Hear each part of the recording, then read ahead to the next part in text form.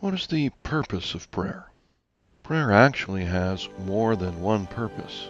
Typically, we think of prayer as asking God to do something, and sometimes He does. More often, though, He does not. So, getting God to do things for us is not, of itself, a sufficient reason to keep praying, because it doesn't consistently work. But prayer can serve other purposes. We know that neurologically, repeating grievous or traumatic memories in a safe environment softens their hard edges.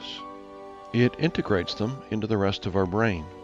And God is the ultimate safe audience, the being of ultimate compassionate concern. So at least one purpose in asking God for things is to come to some level of internal comfort, regardless of whether our situations change. Or consider group prayer. When others in a group pray for our requests, we feel validated and cared for. Yet another purpose is that prayer gives us the chance to hear ourselves think. Prayer encourages us to figure out what it is we really want and to ask for it. But what if none of this is enough anymore? When we are at this point in our lives, we become open to pursuing what the mystics of the Church have called union with God. All of the preliminaries in prayer prepare us for this, which is our true calling and the deeper pursuit that God is asking us to follow. Several modern forms of this pursuit exist.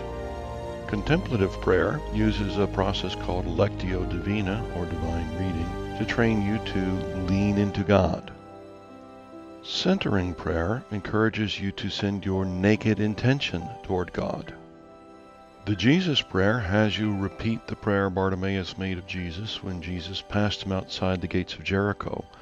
Lord Jesus, Son of God, have mercy on me.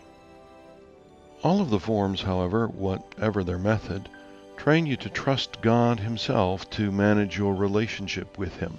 And this, I think, is their genius. If you still have questions and want more information on this topic, you can get a free ebook with answers to 16 questions about prayer by contacting support at helpwithprayer.com. But don't wait to pray. You cannot engineer your union with God.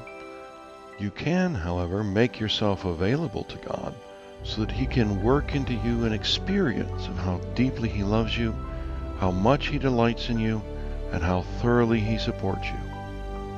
And this, I think, is the ultimate purpose of prayer.